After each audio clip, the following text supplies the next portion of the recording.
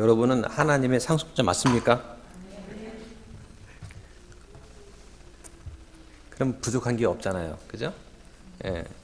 근데 뭘 달라고 이렇게 기도를 많이 하세요? 그러니까 오늘 설교하는 부분들이 기도에 가는 것입니다.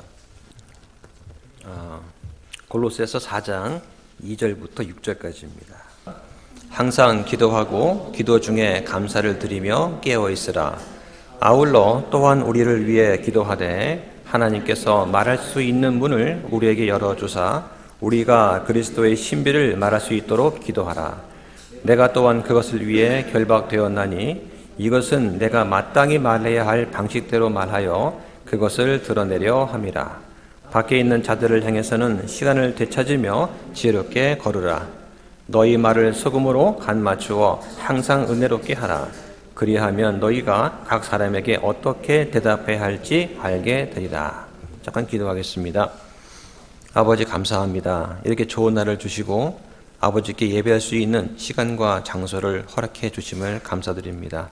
여러 지체가 모여서 그리스도의 몸을 이루고 서로 섬기며 세워주는 교회가 되게 인도하여 주시기 원합니다. 어찌하면 저희가 아버지를 높여드리고 하나님의 뜻을 알고 순종할 수 있을지 생각하며 말씀을 전하고자 합니다. 아버지께서 원하시는 그리스도인의 모습이 어떤 것인지 그리스도인이라면 이렇게 걸으라는 제목으로 말씀을 전하고자 합니다. 말씀을 전하고 들을 때마다 집중해서 말씀을 듣고 깨달을 수 있는 귀를 주시고 잘 설명할 수 있도록 은혜를 주시옵소서. 우리의 구원자 되시는 예수님의 이름으로 기도합니다. 아멘.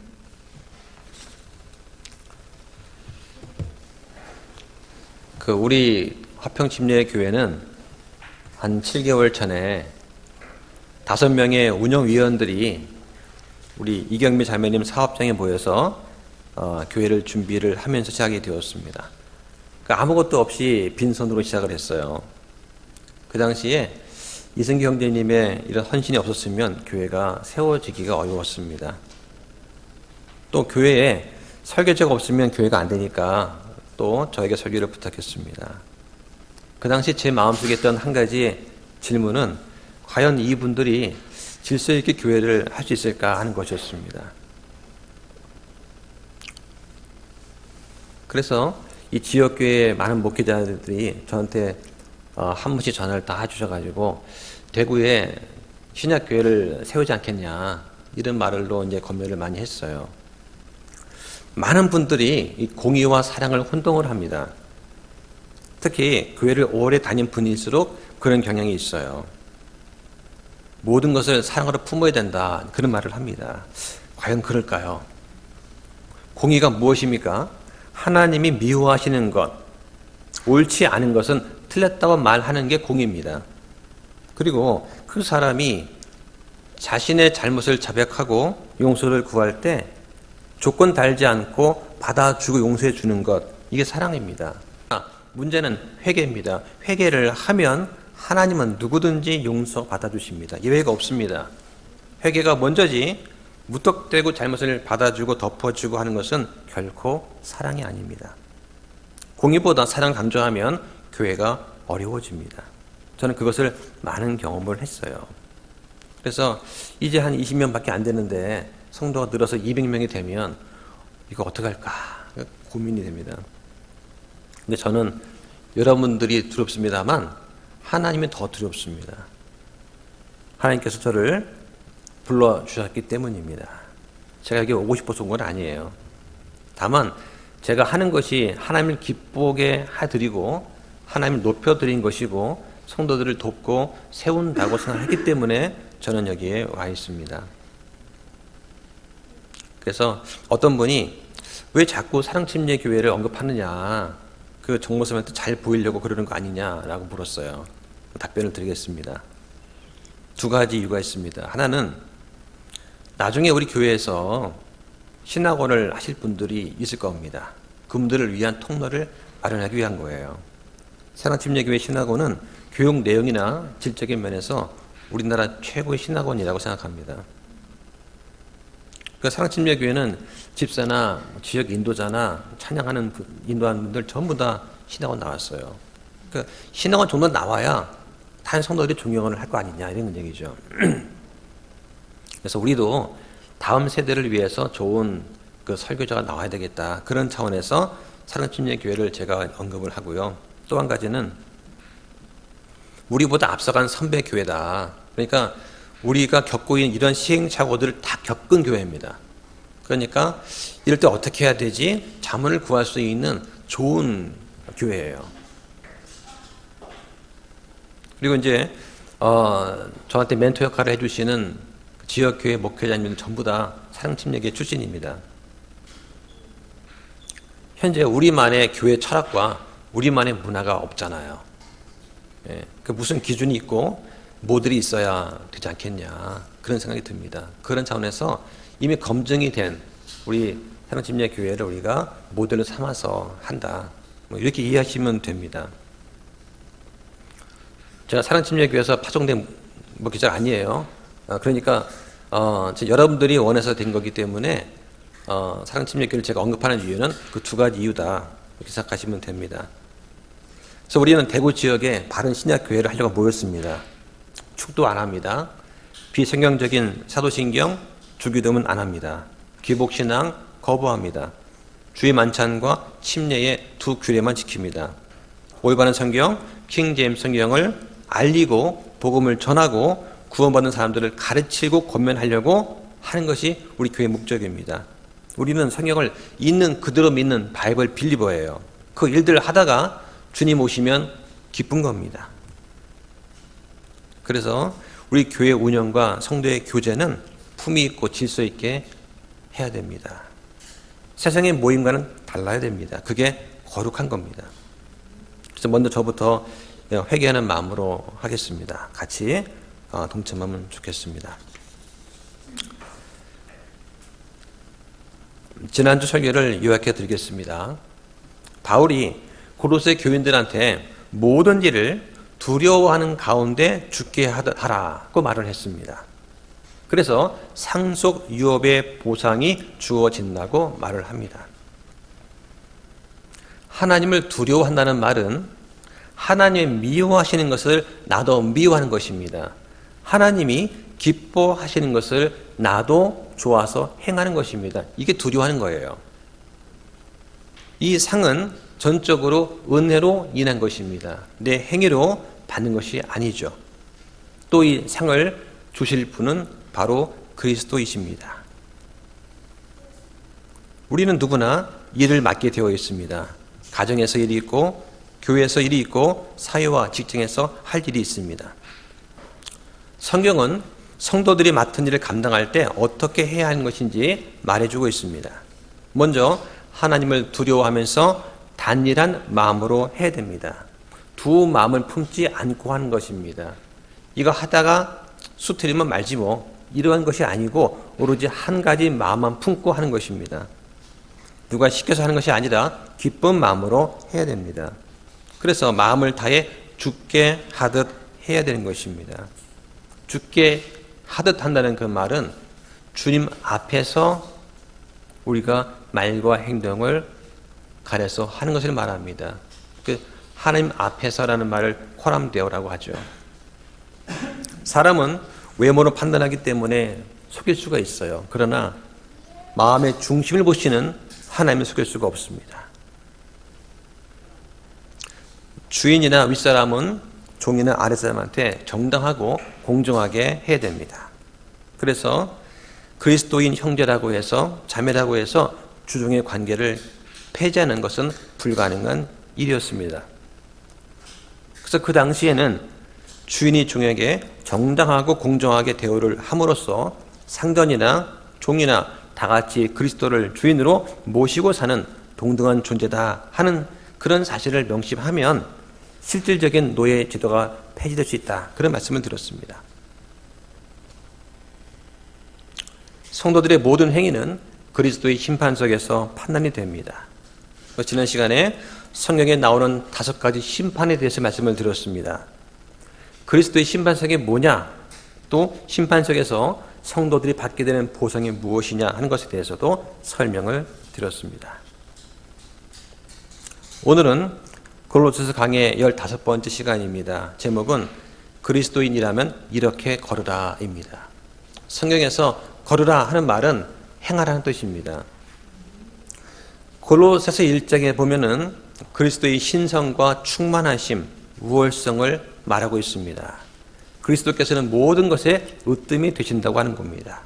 2장에서는 거짓 교사를 향한 변정이 있었습니다. 세상의 초보적인 원리에서 떠나라. 율법은 그림자고 실체는 그리스도이시다 하는 부분이었습니다. 3장에서는 그리스도인이 추구해야 할 삶이 무엇인지를 보여주었습니다. 우리는 그리스도 안에서 새롭게 창조된 창조물인데 새 사람이 된 우리에게 바울은 7가지 덕목을 말하면서 모든 것 위에 사랑을 입으라고 했습니다. 그리고 하나님의 화평이 다스리게 하라고 말을 합니다. 가정에서 남편과 아내가, 부모와 자녀가, 사회에서 주인과 종이 마땅히 어떤 삶을 살아야 하는지를 보여주었습니다. 이제 오늘 본문 4장에 들어가면서 바울은 골로새 교인들한테 마지막 당부의 말을 합니다. 그리고는 기도와 감사와 깨어있을 것을 말합니다. 기도 없이 새 사람은 유지될 수가 없습니다. 또한 바울 자신과 동역자들을 위해서 중보 기도해 줄 것을 요청하고 있습니다. 성도는 기도를 통해서 하나님과 교제하며 아버지께 나아갑니다. 믿음의 기도가 없이는 하나님을 기쁘시게 할 수도 없고 성도 자신에게도 만족이 있을 수가 없습니다. 오늘은 그리스도인이라면 이렇게 걸어라 한다 하는 제목으로 말씀을 드리면서 먼저 그리스도인은 어떻게 기도해야 하는가 하는 부분을 살펴보겠습니다. 2절을 다시 한번 읽어보겠습니다. 항상 기도하고 기도 중에 감사를 드리며 깨어있으라. 바울은 그리스도인으로서 마땅히 행해야 할 것으로서 첫째, 항상 기도할 것을 말합니다. 항상 기도하라는 말은 기도 생활에 몰두해라, 기도 생활에서 떠나지 말아라 하는 뜻입니다. 여기서 항상이라는 그 말은 어떤 일을 집착해서 끈기 있게 계속하는 것을 말합니다.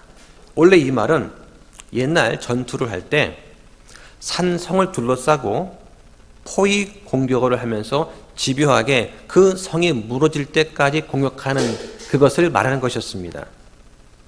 예를 들면 야곱이 천사와 끈기 있게 씨름을 하던 모습을 한번 상상해 보십시오. 예수님의 비유 가운데 등장하는 과부 이야기가 있습니다. 불의한 재판관에게 끊임없이 청원하면서 간구하는 모습. 그래서 그 불의한 재판관이 그 기도를 청원을 들어주지 않습니까? 또 누가복음에 보면은 한밤중에 멀리서 친구가 왔습니다. 빵 3개를 빌려달라고 합니다. 너무 늦은 시간입니다. 그런데 그 친구가 끊임없는 간청에 너무 귀찮아서 들어주는 것처럼 낙심하지 말고 끈기 있게 계속 기도하는 것을 말하는 것입니다. 초대교회는 이와 같이 항상 기도에 힘썼고 열심히 다해서 기도했습니다. 한번 사도행전을 보겠습니다. 1장 14절입니다. 이들 모두가 여자들과 예수님의 어머니 마리아와 그분의 형제들과 함께 한 마음이 되어 기도와 간구를 계속하더라 하였습니다. 예수님께서 승천하신 뒤에 제자들과 여자들과 예수님의 어머니 마리아와 형제들이 마가의 다락방에 모였습니다. 성령 침례를 받을 것을 기다리면서 그 응답이 올 때까지 기도에 전념했습니다. 예수님께서는 교회를 세우기 위해서 하나님의 선물로서 성령을 약속하셨고 이 약속에 대해서 성도들은 기도로 반응하면서 응답하였습니다. 여러분은 항상 기도하십니까? 언제 기도하십니까? 큰일을 앞두거나 식사할 때만 기도하십니까? 어떤 분들은 간혹 기도할 뿐이거나 아니면 기도를 하지 않고 지내는 분이 많습니다. 위기에 닥칠 때만 기도하는 분이 있습니다. 기도는 우리의 호흡입니다. 그렇다고 길을 걸어가면서 중얼거리거나 하는 말은 아니에요. 또 기도하기 위해서 방언을 하라는 말도 아닙니다. 방언 기도하는 사람한테 제가 물어봤습니다. 왜 방언하십니까? 했더니 답변은 오래 기도할 수 있기 때문입니다 라고 했습니다. 무아지경에 빠져서 기도하다 보면 몇 시간이 훌쩍 지나간다고 합니다. 그러면 오래 기도한다고 들어주십니까? 오래 기도하면 했던 말 또 하고 중언부언하거나 할 수밖에 없지 않습니까? 제가 아침에 일어나서 가장 먼저 하는 기도는 오늘도 저에게 하루를 주셨군요. 감사합니다 하는 기도입니다. 쉬지 말고 기도하라는 그 말은 우리에게 주신 하나님의 명령입니다. 시간과 장소와 때를 가리지 말고 기도하라는 말은 아닙니다. 그것보다는 호흡처럼 자연스럽게 하나님과 교제하듯이 기도하라는 뜻일 것입니다. 하나님께서는 성도의 기도에 응답하시기를 즐겨하십니다. 말씀을 찾아보겠습니다. 예레미야 33장 3절입니다. 나를 부르라. 그러면 내가 내게 응답하겠고 내가 알지 못하는 크고 강력한 일들을 내게 보이리라. 이 부르라, 이 말을 가지고서 철야 기도를 하고 새벽 기도를 하는 겁니다. 이 구절을 가지고요. 이 부르라는 말은 히브리어는 카라라는 뜻입니다. 뜻은 절규하다는 뜻입니다. 삼손이 심한 갈등 속에서 물을 달라고 하나님께 막 부르짖는 그 부르짖음, 또 사무엘의 어머니 한나가 자식을 잉태하고 싶어서 성전에서 간절히 간구하던 그 간절히 부르짖음, 이걸 갖다가 말하는 것입니다. 그런데 우리가 기도하면 다 들어주십니까? 하나님께서요? 들어는 주십니다. 근데 응답이 없어요. 어떤 학생이 학교 시험을 앞두고 성적이 올라가기를 기도했습니다. 나름 열심히 공부도 했습니다. 그런데 성적이 떨어졌습니다. 그 학생은 기도해도 소용없네 하면서 실망하였습니다. 여러분이 기도하는 내용은 어떤 것입니까? 무엇을 위한 것입니까? 왜 응답이 더딥니까? 처음 내가 하나님을 믿었을 때는 기도 응답이 잘 되는 것 같았는데 지금 기도가 잘 안 되는 것 같습니다. 조지 물러의 생애에서 기도가 2만 번이나 응답이 되었다는 것은 무엇을 의미할까요? 우리가 매일 하는 기도와 초대교회에서 하는 기도가 무슨 다른 것이 있습니까? 예수님께서는 말씀하시기를 너희는 첫째로 하나님의 왕국과 그분의 의를 구하라. 그러면 그분께서 이 모든 것을 너에게 더하시겠다고 말씀하셨습니다. 하나님의 왕국을 구한다는 그 말은 하나님의 주권적인 통치를 내 삶에서 인정하는 것입니다. 복음을 듣고 복음에 순종하면서 복음을 전파하려고 내가 애를 쓰라는 것입니다. 또 그 왕국의 완성을 고대하면서 그 하나님의 영광을 위해서 살아가는 것을 말하는 것입니다. 그리고 하나님의 의를 구한다는 것은 칭의를 구하라는 얘기가 아닙니다. 하나님과 내가 바른 관계를 지니는 것입니다. 위선과 외식을 피하는 것입니다. 은밀한 중에 보시는 아버지를 생각하면서 믿음의 선한 행위를 드러내는 걸 말하는 것입니다. 그러면 나머지 세상에서 살아가는 데 필요한 모든 것들은 알아서 채워주시겠다고 하시는 것입니다. 특별히 첫째로라는 말이 있습니다. 개역성경에는 너희는 먼저라고 되어 있고요. 같은 말입니다. 첫째로란 그 말의 뜻은 두 번째가 있다는 얘기죠. 많은 이방인들이 인생의 목표로 정하고 추구하는 것은 세속적인 욕망과 세상적인 그러한 인정 같은 것입니다. 육신의 정욕과 안목의 정욕과 인생의 자랑 같은 것이죠. 그걸 두 번째라고 하고 첫째라고 하는 것은 무엇일까요? 우리에게 이미 영원한 구원과 상속의 유업이 보상으로 약속이 되어 있는 것입니다. 그거면 충분하지 않습니까? 그걸 먼저 구하라는 것입니다. 나의 구원과 가족의 구원을 구하면 되는 것이죠. 내가 구원 받았다고 해서 자동적으로 가족 구원받는 거 아닙니다. 구원은 개인 구원이죠.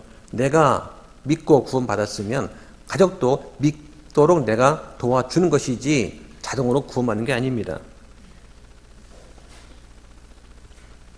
나머지는 열심히 노력하면서 주어진 여건에 우리가 자족하면서 감사함으로 살면 되는 것입니다. 우리 기도할 때는 하나님께서 때로 우리의 믿음과 헌신이 좀 더 성장하도록 성숙하도록 하기 위해서 또 적당한 때에 그분의 목적이 성취되도록 하시려고 응답을 늦추시기도 합니다. 하나님의 응답이 늦는다고 해서 거절하는 것은 아닙니다. 우리가 항상 기도에 힘쓸 때 우리의 마음은 하나님께서 주실 응답을 받도록 준비가 됩니다. 둘째는 감사의 기도를 드리라고 말합니다. 본문에서 기도 중에 감사를 드리며 라고 했습니다. 감사는 기도를 드리는데 중요한 요소입니다. 바울은 아무것도 염려하지 말고 오직 모든 일에 기도와 간구로 너희가 요청할 것들을 감사와 더불어 하나님께 알리라고 말하였습니다. 우리가 기도할 때에 감사함이 없다면 그것은 이기적인 것에 불과합니다. 먼저 하나님께 기도하기 앞서서 그 베푸신 그 은혜에 대해서 깊이 감사하는 것이 먼저 선행이 되어야 됩니다. 그래서 우리는 감사함으로 하나님의 문에 들어갈 수가 있게 되는 것입니다. 바울은 골로새 교인들을 향해서 감사의 이유를 수없이 열거하면서 교훈했습니다. 또 이런 교훈을 할 때 바울은 감옥에 갇혀 있는 상태였어요. 바울 자신은 감옥에 갇혀 있으면서 너희들은 하나님께 감사하라고 외쳤습니다. 이건 어려운 일이죠.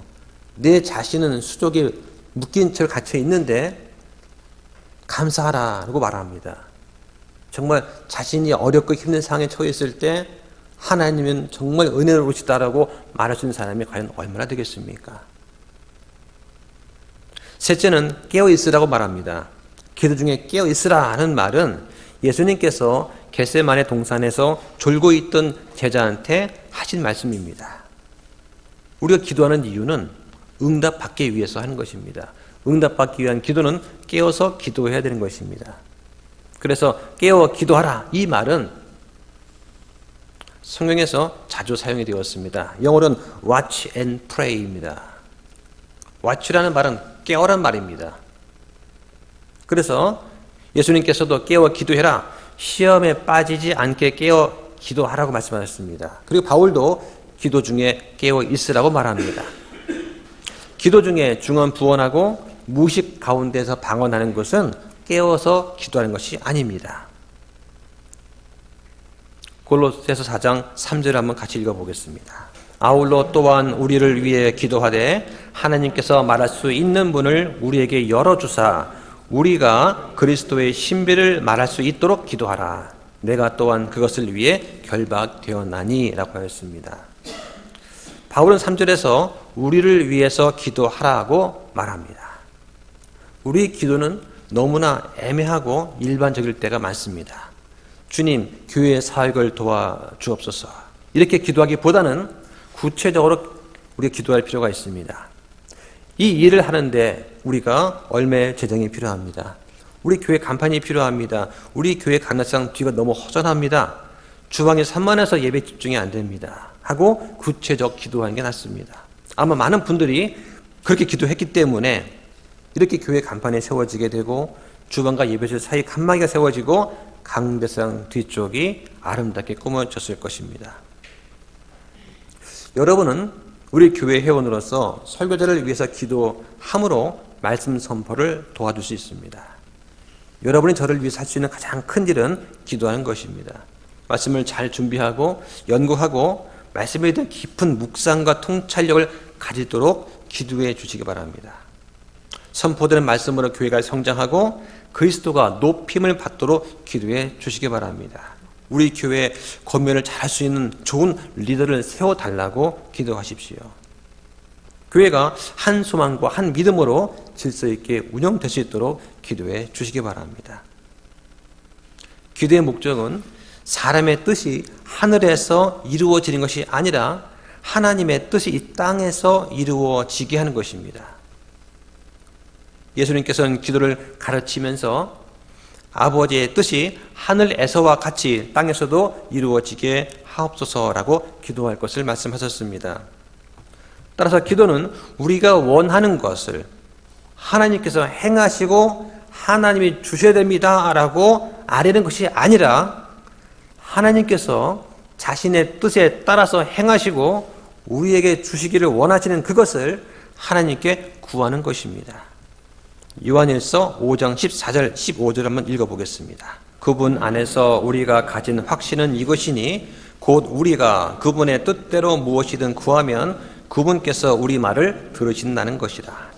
우리가 무엇을 구하든지 그분께서 우리 말을 들으시는 줄 우리가 알거든 우리가 그분께 구하여 청하는 것들을 얻는 줄 우리가 아느니라 하였습니다. 예전에 교회에서 기도를 하는데 제자훈련 코스였습니다. 목사님과 함께 다 모여서 기도를 제목을 이제 기원하는 겁니다. 저는 이제 궁금했어요. 어떤 기도를 제목 나눌까? 가장 많은 것이 아파트 분양 당첨을 위해서 기도하라. 전부 다 집사님들이었어요. 자녀 대학 이번에 수능 보는데 합격을 위해 기도하달라. 삼수입니다. 제발 하면서 기도를 부탁했어요. 근데 그 기도하는 가운데 그래도 교회 리더가 되는 분들인데 하나님께서 원하시는 공의가 이루어지기를 원합니다. 복음 전파의 통로를 넓혀주십시오. 위정자와 신앙의 자유를 위해서 기도하는 분들이 한 분도 안 계셨습니다. 그런 말 하면 부끄러운가요? 자기의 이익을 위하고 무당한테 와서 복비를 내고 복받기를 기원하는 것 같은 기도를 한다는 것 자체가 너무나 민망한 것이었습니다. 그런 기도는 각자 골방에서 하시면 됩니다. 우리가 하나님의 말씀을 읽고 아버지와 교제할 때에 우리는 아버지의 뜻을 발견합니다. 그래서 하나님이 계획하신 그 일을 능히 이루시도록 담대히 구할 수가 있습니다. 영국의 목회자였던 리차드 트렌치는 이렇게 말했습니다. 기도란 무엇이냐? 기도는 하나님이 기뻐하시는 것을 붙잡는 것이다. 이렇게 말을 했습니다. 내가 기뻐하는 것이 아니라 내가 원하는 것이 아니라 하나님께서 들어주시기를 기뻐하시는 그것을 구하는 거다. 그게 올바른 기도다라고 했습니다. 우리의 기도는 목적이 분명해야 됩니다. 그 목적은 하나님의 뜻을 발견하고 그분의 뜻대로 구하는 것이어야 됩니다. 그리고 그 뜻이 무엇인지 알기 위해서 성경 말씀을 읽고 묵상하고 교제하고 나누어야 하는 것입니다. 성경에 보면은 하나님의 뜻이라는 말이 4번 나옵니다. 그분의 뜻이라는 말이 6번 나옵니다. 하나만 찾아보겠습니다. 요한복음 7장 17절입니다. 어떤 사람이 그분의 뜻을 행하려 하면 그 교리가 하나님에게서 왔는지 혹은 내가 스스로 말하는지 알리라. 이 말씀은 예수님의 말씀이 하나님에게서 왔다는 사실을 알게 되는 그 방법에 관해서 말하고 있습니다.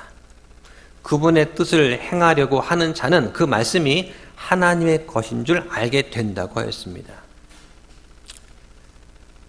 이 예수님 말씀에 따르면 하나님의 뜻을 알 수 있는 사람은 지능이나 지식을 갖춘 그런 사람이 아닙니다. 오히려 그 말씀을 행하려고 하는 사람이라고 하셨습니다. 하나님께서 요구하시는 것은 지식이 첫째가 아니고 순종이 첫째입니다. 그래서 무디는 말하기를 순종은 하나님의 뜻을 배우는 좋은 학교다라고 하였습니다. 교회에서 교제를 하면서 어떤 말씀들을 나누십니까? 한 주간 어떻게 지내셨습니까? 하시는 일은 잘 진행이 되시나요? 건강 어떠세요? 이런 말 당연히 해야 됩니다. 근데 그것만 다 끝나면 그건 교제가 아닙니다. 교회의 모임은 세상과는 달라야 됩니다. 특히 어려운 가운데 있는 지체들을 위해서 우리는 기도를 해줘야 됩니다. 상대방이 잘 되고 번창하는 것보다도 우리 가운데 있는 어려운 분들을 위해서 함께 손을 잡고서 기도를 해줄 필요가 있습니다.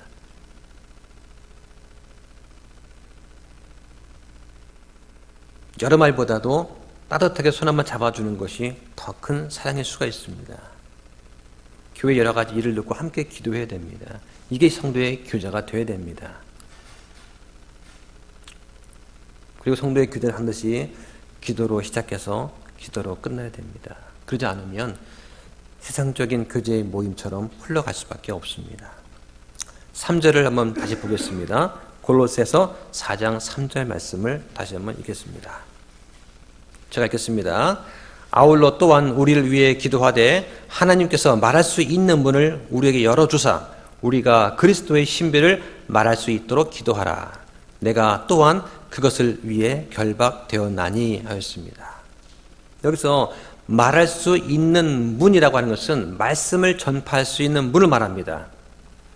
그래서 복음 전파에 방해가 되는 모든 장애물이 제거가 되는 것, 복음 전파에 대한 기회의 문이 활짝 열리게 되는 것을 갈망하는 것을 말합니다. 바울은 고린도 교회를 향해서 만일 내가 복음을 선포하지 아니하면 참으로 내게 화가 있을 것이다 라고 말했습니다. 우리는 가정과 직장과 사회 모임에서 복음을 전하는 기회를 얻기를 열망해야 합니다.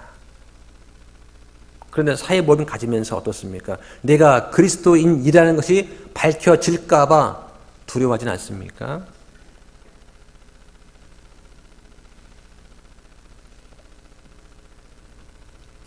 말할 수 있는 문을 열어달라고 기도하면서 또 무엇을 구하라고 합니까? 그리스도의 신비를 말하는 것을 구하라고 합니다. 이 그리스도의 신비는 이방인을 위해서 그리스도 안에서 이루신 하나님의 계획, 즉 구원의 계획을 말하는 것입니다. 사도 바울은 이 그리스도의 신비를 알려주기 위해서 결박당했다고 말합니다. 4절을 읽어보겠습니다. 이것은, 즉 내가 결박당한 이것은 내가 마땅히 말해야 할 그 방식대로 말하여 그것, 즉 그리스도의 신비를 드러내려 함이라고 하였습니다. 바울은 5절부터 6절까지 밖에 있는 자들한테는 시간을 되찾으며 지혜롭게 걸으라고 권면합니다. 다시 한번 같이 읽어보겠습니다. 5절 6절 시작. 밖에 있는 자들을 향해서는 시간을 되찾으며 지혜롭게 걸으라. 너희 말을 소금으로 간 맞추어 항상 은혜롭게 하라. 그리하면 너희가 각 사람에게 어떻게 대답해야 할지 알게 되리라. 여기서 밖에 있는 자들은 누구입니까? 우리 성도들한테 있어서 교회는 하나의 울타리입니다. 밖에 있는 자들이란 이 교회 밖에 있는 자들, 즉 믿지 않는 이웃이나 동료를 말하는 것입니다. 밖에 있는 자들이란 그 말 자체가 그리스도인에 반대되는 개념입니다. 이것은 유대식 표현입니다. 그래서 에베소서 2장 3절에는 이렇게 나와 있습니다. 제가 읽어보겠습니다. 지나간 때에는 우리도 다 그들 가운데서 우리 육신의 욕심 안에서 생활하며 육신과 생각의 욕망들을 이루어 다른 사람들과 같이 본래 진노의 자녀들이었다고 하였습니다. 그럼 밖에 있는 자들은 누구입니까? 예수님은 씨 뿌리는 비유의 말씀에 대해서 그 뜻을 묻는 제자들에게 이렇게 말씀하셨습니다. 한번 찾아보겠습니다. 마가복음 4장 11절과 12절입니다. 그분께서 그들에게 이르시되 하나님의 왕국의 신비를 아는 것이 너희에게는 허락되었으나 밖에 있는 자들에게는 이 모든 것이 비유들로 행하여졌나니 이것은 그들이 보기는 보아도 알지 못하고 듣기는 들어도 깨닫지 못하게 함으로써 언제라도 그들이 회심하여 자기의 죄들을 용서받지 못하게 하려 함이니라 했습니다. 이 말씀은 예수님께서 씨 뿌리는 자의 비유와 그 비유를 설명해 주시는 그 말씀 사이에 끼어 있습니다. 이 말씀을 문자 그대로 받아들이면 예수님께서 비유를 말씀하시는 목적이 사람들로 하여금 깨닫지 못하게 해서 죄사함 받지 못하게 하기 위함인 것처럼 들립니다. 근데 이 말씀은 상식에 맞지 않죠. 예수님께서 이 땅에 오신 목적과도 어긋납니다. 이 말씀은 뭐냐? 그래서 이 마태 복음에서 이 말씀을 어떻게 해석했냐면 뭐뭐 하기 위함이란 목적으로 보지 않고 결과로 봤습니다. 한번 읽어보겠습니다. 마태복음 13장 13절입니다. 그러므로 내가 그들에게 비유들로 말하는 이유는 그들이 보아도 보지 못하고 들어도 듣지 못하며 깨닫지도 못하기 때문이니라 했습니다. 즉 깨닫지 못하게 하려는 그 목적이 아니라 그들이 깨닫지 못하기 때문에 깨닫게 하기 위해서 비유로 말씀하신다는 것입니다. 이 말씀은 이사야 6장에 있는 말씀을 인용한 말씀이에요. 이스라엘 백성들이 하도 마음이 강팍하고 하도 완악해서 말씀에 순종하기를 거절하는 그 백성들에 대한 심판의 말씀입니다.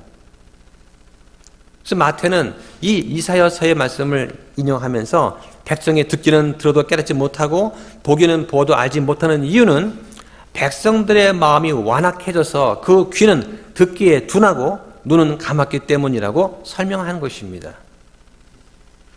즉 그들이 알지 못하고 깨닫지 못하는 것은 그 책임이 그들 자신한테 있다고 하는 것입니다. 다시 돌아가서 본문에 있는 이 밖에 있는 자들은 하나님의 말씀을 거부한 완고한 그런 사람들을 말하는 것입니다. 바울 사도가 말한 이 밖에 있는 자들은 바로 불신자를 말하는 것입니다. 교회 밖의 사람들, 특히 이단적인 사상을 가진 사람을 말하는 것입니다. 본문 5절로 돌아가겠습니다. 5절에 시간을 되찾으라고 말을 합니다. 시간을 되찾으라. 이 시간은 어떤 특정한 기간이나 혹은 기회를 말하는 것입니다. 되찾으라 하는 말은 독점해라, 모두 사버려라 이 뜻입니다. 시간을 되찾는다는 것은 복음 증거를 위해서 할 수만 있다면 한눈 팔지 말고 모든 기회를 잘 활용해서 시간을 최대한 이용해서 믿음을 증거하는 기회로 삼으라는 것입니다. 바울이 이런 말을 한 이유는 때가 악하고 모든 것들의 마지막이 서둘러서 가까이 오고 있기 때문일 것입니다. 그래서 에베소서 5장 16절에는 이렇게 되어 있습니다. 시간을 되찾으라, 날들이 악하니라 라고 하였습니다. 이러한 이유 때문에 바울은 5절 말씀 뒤에 뭐라고 합니까? 지혜롭게 걸으라 하는 말씀을 덧붙입니다. 여기서 지혜라고 하는 것은 세상적인 인간적인 지혜가 아니라 위로부터 내려오는 지혜를 말합니다. 지혜롭게 걷는다는 그 말은 예를 들면 복음을 전하는 것을 어렵게 만드는 말과 행동을 주의하고 삼가는 것을 말하는 것입니다. 개역 성경에 보면은 거기서 나온 사형리 복음 전도 카드가 있습니다. 맨 첫 장이 뭡니까? 하나님은 당신을 사랑하십니다.가 첫 장이죠. 그렇게 해야 사람들이 거부감을 갖지 않고 대화에 든다는 얘기입니다. 그러나 성경은 아닙니다. 성경은 하나님께서 사람을 창조하셨고 사람은 죄를 지었다고 말합니다. 그 죄의 대가는 사망이라고 말을 합니다. 사람들을 교회에 오게끔 모으기 위해서 사랑을 강조하다 보니까 사람들이 하나님 두려운 줄을 모릅니다. 하나님 무서운 줄을 몰라요. 하나님께서 모세에게 나타났을 때 어떻게 나타났습니까? 그 호렙산에서 또 시내산에서 하나님이 임재하실 때에 사람들이 어떻게 반응했습니까? 그때 그 하나님과 지금 우리 하나님 다르신가요? 같은 하나님이십니다. 진리는 왜곡되어서는 안 됩니다. 하나님은 사랑의 하나님이시기 이전에 공의의 하나님이십니다. 그래서 예수님께서 우리의 죄로 인해서 죽으셔야만 했던 것입니다.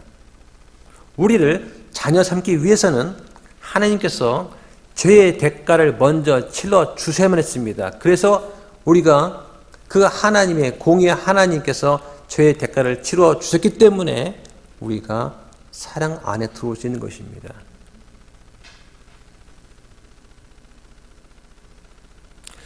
6절에 보면 말을 은혜롭게 하라고 말을 합니다. 여기서 은혜라고 하는 것은 하나님의 은혜를 가리키는 것이 아니라 언행에 있어서 우아하고 아름답고 재미있고 기쁨이 있는, 친절이 있는 그런 것을 말합니다. 그래서 이야기를 좋게 잘하고 사람들을 끌어당기는 그런 친절과 매력적인 상냥함을 말하는 것입니다. 그것이 은혜롭게 하는 것입니다. 이렇게 할 수 있는 사람이 권면을 하는 거죠. 그런데 교리를 모르면 그냥 덕담밖에는 안 되는 것입니다. 우리가 성도의 교제를 할 때도 너무 자신을 드러내면서 무질서하게 대화를 독점하는 것은 은혜롭지 못합니다. 나도 할 말이 있는데 난 저 사람 말을 듣고 싶은데 저 사람 한 사람이 대화를 독점한다. 흔한 일입니다. 근데 그것을 우리가 부드럽게 재미있게 위트 있게 권면하면서 다른 분 말도 들어보자 권해야죠. 그래서 어디서는 이렇게 합니다. 성덕교제할 때 모래시계 아시죠? 모래시계를 닫아놓고 엎어놓습니다. 선생님, 자 시작 5분. 전 그거 참 좋다 생각해요. 왜냐하면 젊은 사람들은 금방 이 센스 있게 캐치 되거든요. 근데 나이가 50 넘어가고 60 넘어가면요 브레이크가 안 들어요. 그래서 모래시계를 두고서 딱 올려 엎어놓습니다. 자 마음껏 하세요. 그러면 막 합니다. 그러면 이제 모래시계가 떨어져 가면 전부 다 그걸 향합니다. 다 돼가는데 저분 아직도 기승전결 아직도 기야. 큰일 났어. 그러면 이제 엎어놓고 다음 분. 처음에는 이제 할 거 남았는데 왜 이제 서론인데 왜 그러냐 하시는데 이게 조금 질서가 잡히고 습관이 되면요 훨씬 아름다운 겁니다. 예. 군대 가면 군대 생활이 엄청 빡빡하고 힘들다고 합니다. 그런데 어떻습니까? 상병만 돼보세요. 1년쯤 넘어가면요 군대처럼 편한 게 없습니다. 그래서 군대 딱 들어갔더니 거기에 식당에 편말이 있습니다. 저는 아직도 기억을 해요. 아직도. 제가 87년대 군대에 됐는데요. 질서는 아름답고 편하고 자유로운 것. 그 말이 아직까지 뇌에 박혀 있어요. 우리 6절에 보면 말을 은혜롭게 하라고 나옵니다. 은혜롭게 하라. 그래서 이 은혜롭게 한다는 그 말이 자질을 너무 드러내지 않고 무질서하게 대화를 독점하면 안 된다는 것을 말하고 있습니다. 복음을 전할 때 복음을 거부당하는 거 흔한 일이지 않습니까? 많이 해보셨을 거예요. 그러다가 제가 복음을 전했는데 상대방이 진짜 아주 그 죄인 쳐다보듯이 냉대할 때가 있습니다. 마음이 상처를 입지만은 그래도 기쁜 마음으로 또 딴 데 가야죠. 그런데 그 복음을 거부한 그 사람에 대해서 신발을 먼지를 터는 것처럼 냉대한다. 이게 성경대 표현이거든요. 유대인들은 뭔가 좋은 소식을 전했는데 냉담하게 되면은 그래? 그럼 너와 관계 끊겠다. 복을 안 들여줄래? 신발에 먼지를 턴다는 표현을 씁니다. 그러면서 냉담하면서 두 번 다시 안 볼 것처럼 하는 건 그건 옳지 않습니다. 몇 차례 설득을 하고 교회에 좀 나오시죠 했는데 거부한다고 해서 그럼 이제부터 기도의 끈을 놓아버려도 되겠습니까? 하고 딱 전을 끊는다면 그 상대방한테 엄청 큰 상처가 되지 않겠습니까? 저는 그런 걸 당해봤어요. 언제냐면 제가 장로교회에서 침례교로 옮긴다고 하니까 소문났습니다. 이단에 빠졌다. 그 소문 누가 냈겠습니까? 아파트에서 오다 가다 만나요. 그러면 어제까진 집사였는데 오늘은 이단으로 불립니다. 저 이단 왔다 하면서 피해요. 이건 교회 목사한테 문제가 있는 것입니다. 교인들은 그렇게 잘못 가르치면 안 되는 거예요. 또한 6절에 보니까 말을 할 때 은혜롭게 하되 소금으로 간 맞추듯 하라고 합니다. 소금으로 간 맞추듯 하면 어떤 맛이 납니까? 소금 맛이 납니까? 아니죠. 음식 맛이 나는 겁니다. 아주 감칠맛이 납니다. 똑같은 재료를 써서 음식 했는데도 간이 잘 맞으면 음식 맛이 잘 납니다. 은혜롭게 말을 할 때는 그 말이 사람을 감화시킬 뿐만 아니라 그 말로 인해서 상대한테 유익을 끼칩니다.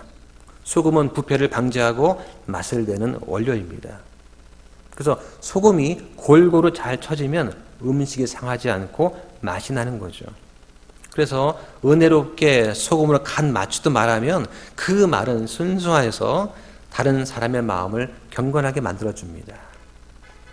그리스도인이 무리하게 말하든가 저주가 섞인 말을 한다면 복음의 통로를 막아버리는 큰 실수가 되는 것입니다.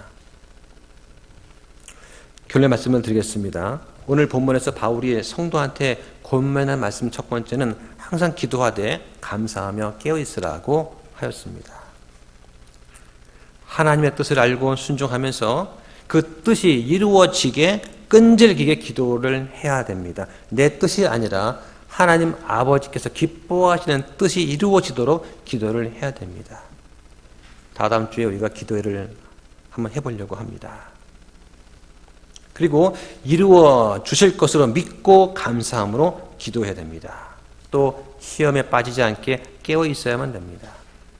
그럼 우리 그리스도인이 밖에 있는 사람을 향해서는 어떻게 행동해야 될까요? 첫째는 지혜롭게 해야 됩니다.